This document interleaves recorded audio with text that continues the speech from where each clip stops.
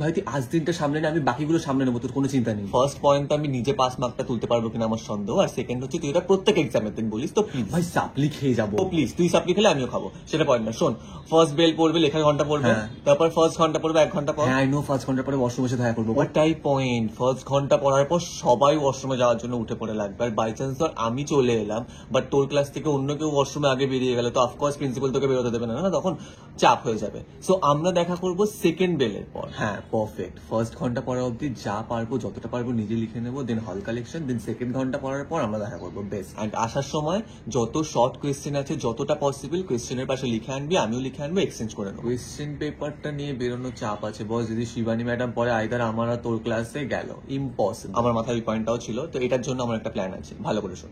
যখন first question paper দেবে, first question পেপারটা নিয়ে পরীক্ষা শুরুতেই একদম ওটা সরিয়ে রাখবি, দেন ডু সাম অ্যাক্টিং যে কোয়েশ্চেন পেপার হারিয়ে ফেলেছে অ্যান্ড অল, দেন আরেকটা কোয়েশ্চেন পেপার দেবে, সেটাতে লিখে আনবে, আমিও সেন্ড করবো। বাট ধরা যদি পড়েছি ভাই পুরো বাঁশ। ভাই কিছু করার নেই, করতে হবে। আমি যদি সাপ্লি খেয়ে যাই না, আমার মা আমাকে গোটা চিবিয়ে খেয়ে নেবে। ওকে ফাইন, সেকেন্ড বেলের পর থার্ড ফ্লোরের ওয়াশরুমে দেখা হচ্ছে, ঠিক আছে? হ্যাঁ দেখা হচ্ছে, বেস্ট অফ লাক। আর বেস্ট অফ লাক।